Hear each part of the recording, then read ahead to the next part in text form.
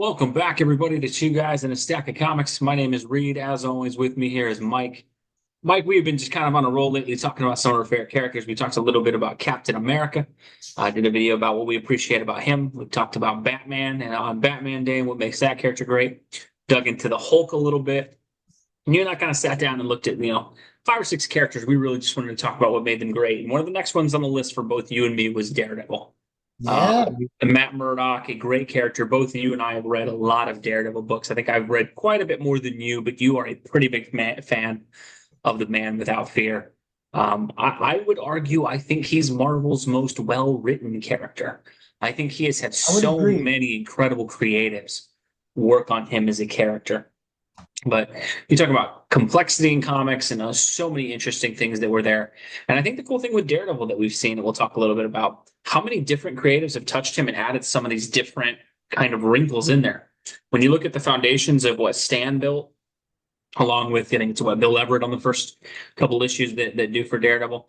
And then you look at what Frank Miller introduced and what other creatives have added in. There's been so many interesting wrinkles and things that have gone for him, and that he's kind of almost gone through a complete metamorphosis from what he started as to what he became in like the 80s, and then now we kind of have this really cool blended version of the two. But for you, Mike, when I mention Daredevil, what comes to mind for you? What is it about the character that makes you a fan of the Man Without Fear? Well, Daredevil was my entryway into Marvel Comics, him and Captain America, when I was a kid. So um, I don't know exactly what caused me to pick up my first Daredevil comic, but he was right there next to Cap. And I liked the team up of Captain and Falcon. So I would get him. And then I got a Daredevil comic one time off the rack, and I just kept buying them. I love the Daredevil, like you said, the writing, the story. The setup was so good. Here's a blind man who's a lawyer who lives in the wrong part of town, but he's trying to help people. And his little team of Foggy and Karen, uh, and just such a cool looking suit. And the fact that he was blind really hooked me on that comic. Like, here's a blind guy that can fight the bad guys, and I was all in on that and started buying Daredevil. It's just it's a great concept. It's a great read, and it just makes for endless adventures. Like, Hell's Kitchen is analog for Gotham. The Yeah, seedier part of New York see City, you're part of New York City. Yeah. right, where crime abounds everywhere, right? And you've got to have somebody in there. And it was really prevalent in New York at that time in the early 70s when I was first buying Daredevil. New York City was seen as this, crime-ridden place, and it really was. It was kind of a dangerous place to be, around Times Square, all of that before it got, cleaned up, and things were happening in real life, like they were happening in the comics. You had the Red Berets, the Guardian Angels. I don't know if you remember them, but they were in the news a lot when I was a kid. They were this martial arts gang of guys that patrolled the subways and helped, regular folks get through the worst parts of town.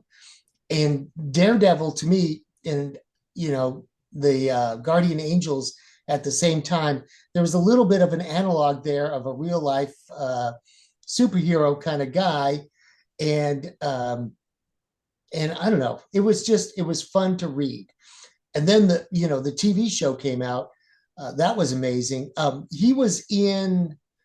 He was in Hulk once, a version Yeah, of on it. the I don't know if you 70s, a remember version the of a 70. very early cinematic version of Daredevil. Yeah. Yeah, there was. He was on the small screen. I will say I was not impressed with their version of Thor and Daredevil. I don't know if Yeah. you've ever seen that. Have you seen that show? I have seen some. Yeah, Yeah, yeah, I think you leave the Hulk show to the Lou Ferrigno yeah. representation of the Hulk. They didn't quite hit it on the button with those other ones. They I really think didn't. the coolest thing with Daredevil, and I think this is when we talk about these Marvel characters, where I have to give, how much is Stan, how much is Jack, how much is Ditko and Everett and some of the guys who were there at the start. I think what you have to give so much of them is the through lines that they create for these characters are so rich for expansion. In terms of Daredevil, you get the angle of a man who is, disabled and being blind, but then also has like these things that compensate for it. You throw in the wrinkle of being a lawyer who abides by the court at day, and then by night he has to, essentially violate those Right? as a vigilante. There's just so much ripe storytelling potential there. And it just shows how much Stan and Jack and all those early Marvel guys wove into each of these characters, where you really just had so many stories that you can tell. And I think we've seen that with Daredevil more than any other character that Marvel's had, is the rich kind of tapestry that they built with him that you can go into. You can get writers who write really strong legal, cases inside of a Daredevil book that focus on a trial. And it's not boring, because how many entertainment shows do we have that are just about, trials and things like that? You have him using his investigative skills as Daredevil to help himself while he's, trying a case. You kind of have that constant battle of, is what he's doing right, or is it what he's doing wrong because he's an officer of the court? There's so many things that are woven into the stories by these early creatives. And I think one of the things is, I think some of the early Daredevils don't get the credit that they deserve, because so much of the Frank Miller stuff, that we get is so great. Nothing against Frank Miller. I mean, he is, I think, by far the greatest Daredevil writer we've ever seen, the greatest creative to work on Daredevil. But Stan and Jack and those fun early adventures that make him more of this kind of swashbuckling crusader sort of Yeah. character. There's so much fun and richness that's built into that character that I think sometimes that gets overlooked, and people kind of act like Daredevil is this broken character until Miller gets him. And certainly Frank Miller, revitalized the character. But there's a lot of really good Daredevil content before Frank Miller as well that kind Yeah. of built the character up. And so I think sometimes that's underrated a bit. For me, as someone who's collected a lot of Daredevil and read, almost every issue of the series, it's always amazing to me when I go back and read some of those early ones. I think one of the greatest comic books of all time, certainly one of my favorites, I think it's Daredevil 7, where he fights Namor. And he's just outgunned Oh, that yeah. entire issue.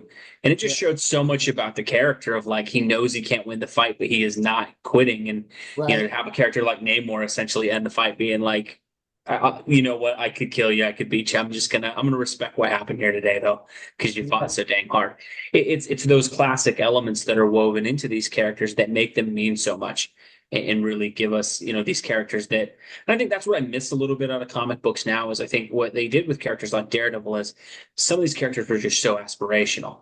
They were characters that you really felt like, man, Daredevil was an inspiring character. This is a guy with, technically a disability, and he has all these things that could be preventing him from being what he is.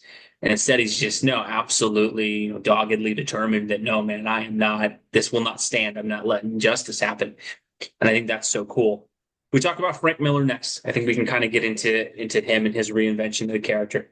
You talk about, again, another, added wrinkle. He really brings the religion piece into Daredevil. It had been, I guess, hinted at a little bit before that, but he really brought it home with making, Matt Murdock a very devout Catholic, integrating a lot with, Yep. that storyline. The Kingpin goes from being a Spider-Man nemesis to becoming ultimately, Daredevil's greatest nemesis in the comics.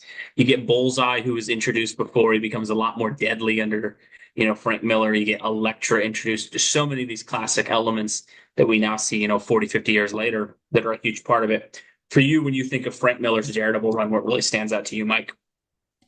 Well, I like that it was the time, right? The late 80s. It was the time when creators were going outside the bounds, so to speak, to reinvent some of these characters. And Frank Miller was at the vanguard of that whole motion to see how dark you could go and not break the character.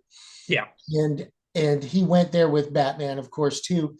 But he Hmm. also, but the trial run for that, well, of course, was Alan Moore.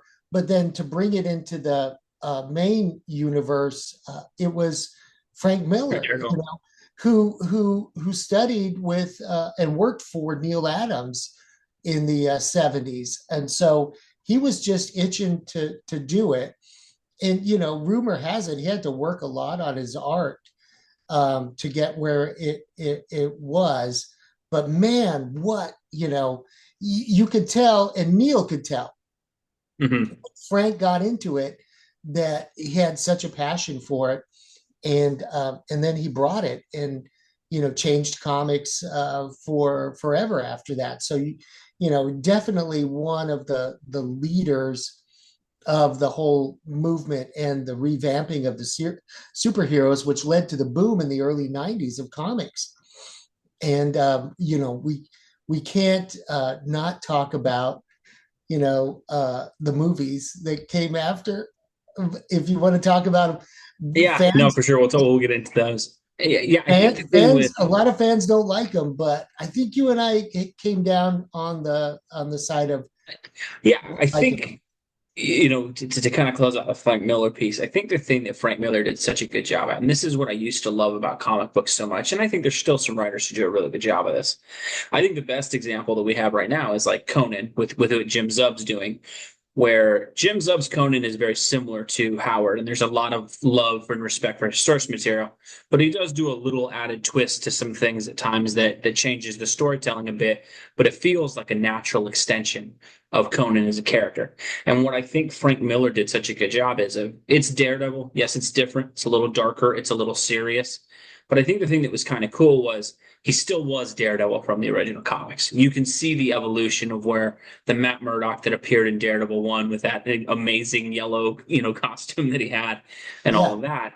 You can see that the natural extension of that could still be that same person, right? And it almost made sense in that, Daredevil at that point, I think, canon always moves these characters very slowly, but the comics very clearly had that Daredevil had been doing the Daredevil thing for a long time. It had been at least a decade since that and first appearance. and you understand it in another way when you look at where Frank came from. Like, he Mhm. studied under Neil Adams, and we know what Neil Adams did for Batman in the Yep. early '70s and the late '60s. It was the same thing. It's No, like, let's it's take so much Batman. that reinvention that Neil did, right, with Ra's al Ghul, right, and how much Yeah, that added to Batman's mythos. You kind of see Frank do it, and again, it's a natural extension of the story of the world changes a little bit around Matt Murdock, and he adjusts to those circumstances, but he still feels very much in alignment with the character that Stan and Bill Everett created in those early days of Marvel. And I mean, you just talk about the character work that he did in terms of weaving again another kind of balance of now Daredevil has to balance lawyer and is it right to be a superhero, mix his faith in, and does being a superhero mix with my faith? And I think that's just such a great job that he did there. He talks similarly about the reinvention of Kingpin, who, there's some who will always say he's a Spider-Man villain. I think he, at this point, is more of a Daredevil villain, to be honest. But he's talking about he was kind of a footnote in the Spidey comics, well behind Green Goblin and Doc Ock and Electro and Rhino and some of those. You throw him in Daredevil, and man, he becomes the main becomes the big antagonist, bad. and he becomes probably one of the greatest villains in comic books. Whereas he was always a good villain, but what Frank Miller was able to do with him and how much Wilson Fisk became this presence of like, holy cow, that is not a guy you mess with. I think that was just such great writing on his part. You throw in Elektra, who is, very similar to kind of Mary Jane, where the original love interest, like Betty Ross for Spider-Man, gets completely forgotten by the new character that gets created. And you kind of Right. throw Elektra in, and while there's a lot of Karen Page fans, man, Elektra just came in and took over the book. And you look at Daredevil now, it's really hard to picture him with anybody else other than Elektra because of how Right. well that balance was written. I think that's the coolest thing with Frank Miller's Daredevil run. I don't know that it's the greatest run in the history of comics, but it's up there. I mean, it's knocking on the door of the top 10 if you looked at all-time runs on characters in that it's just so well layered. It's got so many great angles to it, so much depth, so much unpredictable story beats and things that happen, but still stays true to the character. And Yeah. when I go back and I revisit that, I have it, I have most of those in single issue and sometimes I'll revisit it in omnibus. I always read those and I long for a time when comics used to do that kind of stuff where you're like, man, what an amazing, Absolutely. like when you finish those last couple issues of Frank Miller's Daredevil, you're like, dang it, man, why aren't there like 50 more of this to I keep reading? I Like, know. it's very similar to, and I got to give Frank Miller a ton of credit. It's the same reason when you read Batman Year One and it's Yeah. only 4 issues and you finish that fourth issue and you're like, dang it, man, can't this be another like 10 or 12 issues I to keep know. going? And I think it just shows to the depth of the character. I think, Frank Miller kind of started this thing where, and again, got to bring up Daredevil Born Again, probably, one of the Yep. greatest stories of all time. I think the great thing that you have with him is then it kind of started this trend with Daredevil after that of it was a darker book, but you started getting these writers coming in. It became like the heavy hitter list of writers would come in where you'd have, They were trying to get to that trying to level. one up and you get some, Brian Michael Bendis has fallen out of favor with a lot of comic book fans, but man, his Daredevil run was absolutely fantastic. Even Kevin Smith, who I'm not the biggest fan of, came in and did a really good arc on Daredevil that served as a lot of the basis of some of the films that they did. You look at the fact that you had Ed Brubaker come in and write the character for a long time. Andy Diggle wrote on the character for a bit. You just had so many great creatives come in and write Daredevil, and it just seemed like you said it's that one-upmanship of every time they take over. It's like, okay, what impossible scenario do I hand this off to the next writer and let's see how they get out of it. And I Right. think Chip Zdarsky recently completed a run on the character that was very, very good. I think if some folks who talk about modern comics and they don't pick them up anymore, I would definitely recommend if you haven't picked up modern comics in a bit. Zdarsky's Daredevil run is absolutely fantastic. We talk about where the character is now. I think we're in the midst of it's weird because we talk about Hulk. We talked about how Hulk, and Captain America have kind of fallen on rough times. Cap's dead in the films, and his comic's been in a bad place. Hulk's kind of a joke in the films, and his comic is not in the best place. Daredevil's a little bit different in that Daredevil right now, we'll talk about the Affleck film, but we have Charlie Cox still playing the character. We're getting a reboot of that series with a lot of the actors, which I think the Daredevil TV series probably stands as one of the greatest superhero adaptations ever. So the movie side kind of seems to be in good hands. I think the current run in comics we have is pretty good too. So interestingly, unlike a lot of modern characters, I think he's one of the characters that's actually in really good shape right now. I think And he's got a isn't solid, that cool? entertaining comic book, and he's got a solid movie history ahead of him. Yeah, I think so. I I remember watching the Daredevil movie, and I really liked it. And being a Daredevil fan, I would So like to you hear talking your the take Affleck on it. one? Yeah, yeah. Yeah. Okay. Tell me what you thought. Okay, now you gotta put yourself back in time to, there's hardly any superhero movies. Uh, Mhm. and your favorite character is getting a movie. So you get Yeah. excited, right? And you see Affleck on the screen. And so what did you think of it? So I saw that movie I think it came out in 2003. I believe Right. I was Now, 14 or 15 at the time when it came there's, out.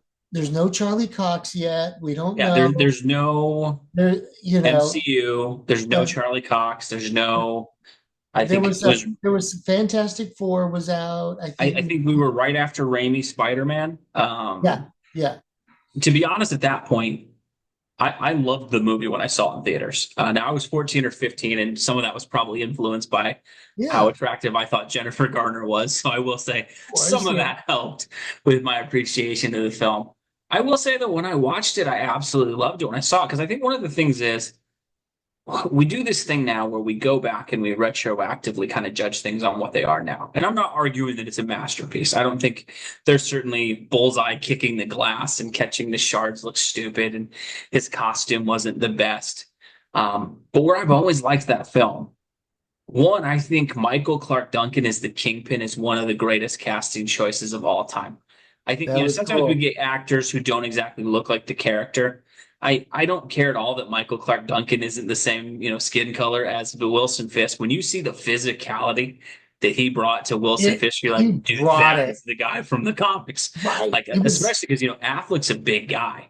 And you have that scene where Affleck fights him at the end, and it's like, man, it looks like a toddler going up against his. And I I know it loved how does. well they captured that, how viscerally, the Yeah, Kingpin fought in that movie and how ruthless he was. I thought that was great.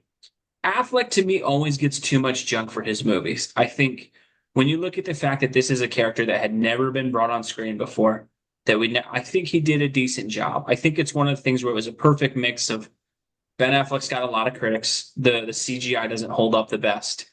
And there are some, I mean, that stupid playground fight scene is really bad. But I think when you go back and you watch that movie for its time, it's really decently ahead, especially because of where Marvel was. Marvel was not putting out a lot of films at that point. I think we'd had what Spider-Man, X-Men, and I think Hulk with Bana had come out already. Hulk was out. And so you didn't have a lot of stuff to compare this to. And what I'll always say about that film, man, they really went for broke in terms of, they put a Daredevil origin in, they put a Kingpin story, Elektra, Bullseye kills Elektra. You get they kind of you could tell the director really wanted to go for broke and put as much because this was back when we didn't think we were going to get three Daredevil movies in a cinematic universe built No, around it. And there so was as far no as that guy chance. knew, this is my one shot to get the Yeah. Daredevil content into a film. And I do think I think it was overall pretty good. I will say also, I think the casting on that, The guy that I played don't, his father, the yeah, guy the that guy who played played his Jack father, Murdock, I don't remember the actor's name. That to me, he that did was a like they good plucked him off job. the page. I thought John Favreau as Foggy was perfect at the time Was so before he good. was ever Happy Hogan. I Yeah, remember yeah, watching that, going like, man, that is Foggy from the comics. totally I was, think right? they did. I think they did as good as they could for back then, especially because when you look at the fact that studios didn't really take these things that serious. And so I Got it think, all. we've done a review on the movie before. I do think it's one of the most overly maligned films of all time. I'll kind of post an older review we have. You'll have to excuse kind of the audio on some of our older videos. We used to do them live in the comic book shops and have a Right, lot of right. background noise. But we Yeah. talked a lot about homeless like that. I will say, looking at it though, as we go to where Daredevil is now on screen, man, Charlie Cox is amazing in that role. Oh, yeah. What they've done with the character, I'm always so amazed when I go back and watch Daredevil on Netflix, since where I'm so hopeful for. I really hope they don't Disney Plus screw up bringing back Daredevil. I'm a little Right. bit hopeful that there's been some new reshoots, but man, I remember watching that Netflix show. That I had never really binged a Netflix series before in the way people had. I'd always heard of people doing that, and I've always been a guy who's like one episode at a time. And I Yeah, think at the time that came out on like a Friday, and I yeah. didn't work that Saturday. I believe I watched it in like one sitting. I think I clicked that It thing at was like 2 in the morning, good. and you just Yeah. were enthralled from the very beginning of that show. And I'm really hopeful they can bring that back. I think without question, if when in a lot of these videos we do who is the best Daredevil, I think without question Charlie Cox Yeah. is way better than Affleck. I'll be honest, I think Charlie Cox may be one of the greatest casting choices of all time for any movie actor to play a superhero. With When he the new is guy that plays Fisk. no, and then D'Onofrio playing Fisk. Man, Um, he's good. they Karen was cast well. They did so good with Elektra. They did very well with Foggy. I just look at that show, man. That was so well done. And You're making me want to I'll go say, as back and good as watch it. everyone is, I'm always amazed when I watch that how much Charlie Cox absolutely captures Matt Murdock. He's As so good. somebody, I think I have at this point read every single issue of Daredevil. It's become where he's so good at that now. When I read the Daredevil comics, like the voice in my head that's talking, the voice you It's hear is the one that Charlie, Charlie right? Cox does. Yeah, yeah. He's just so good in the role. I really hope that Daredevil Born Again is good, but I'll say this. I think to kind of close everything out, I think for Daredevil, the best thing about Daredevil as a character, he is just such unlimited storytelling potential as a Yeah. character. And one of the reasons Like I've always loved the character, like you've uh, always said, he's Marvel's he's Batman, very similar to Marvel's Batman. right? And I think Yeah. for me, where I will say special kind of thing for Daredevil, it's always hit for me, where I've always appreciated Frank Miller bringing it in and the writers who have done that. Um, I don't need religion out of comic books. I don't need the characters to be my favorite character of all time is Batman. There shouldn't be religion in Batman comic books. But as a very religious person, as a Christian, where that's a really important thing to me, I have always loved and respected so much of the religious elements that they put in Daredevil and the care and respect that those creators have handled that with. There's been some runs that haven't done it the best, but I think it's really, really cool when you see a complex presentation of religion in a comic book that doesn't really come down on the side of, okay, this is absolutely 100%, the greatest thing in the world that he's this, but it presents how important it is to somebody. And I got to give the writers who have handled that at Marvel a ton of credit. We dunk on a lot of modern writers and stuff. And again, I'm saying this now, maybe they'll run it off the rails soon. But I have to say the way Zdarsky and even Saladin Ahmed and a lot of these guys who have covered Daredevil recently, as a religious person, it's really, really cool to see them handle that aspect of his life with a lot of Yeah. respect and care. And I think that's really cool. And that's always been a reason I've liked Daredevil so much is how well that was integrated, where it's a facet of who he is. It's not the defining thing on every single page. It presents it as something about a character where that's just an element of who he is as a person. It doesn't become more like, okay, there's no action in the book because we're only talking about this. And I think Yeah. I absolutely love that about Daredevil as a character. Let us know what you guys think. What is your favorite Daredevil run of all time? Is it the predictable Frank Miller, like most would say? I would say I'd love to be different and pick a different one, but I can't. It does stand above the rest. But if you're a fan of Daredevil, let us know below what's your favorite Daredevil run of all time. If you had a singular issue, I think I'd probably go Daredevil 7 where he fights Namor as my favorite single issue of the book. But let us know what you think below, folks. Always appreciate seeing your comments. And if you got a Daredevil, story that stands out to you, man, share your thoughts down below. We're always great to have. Thanks as always for watching. God bless you, folks. Thanks, everybody.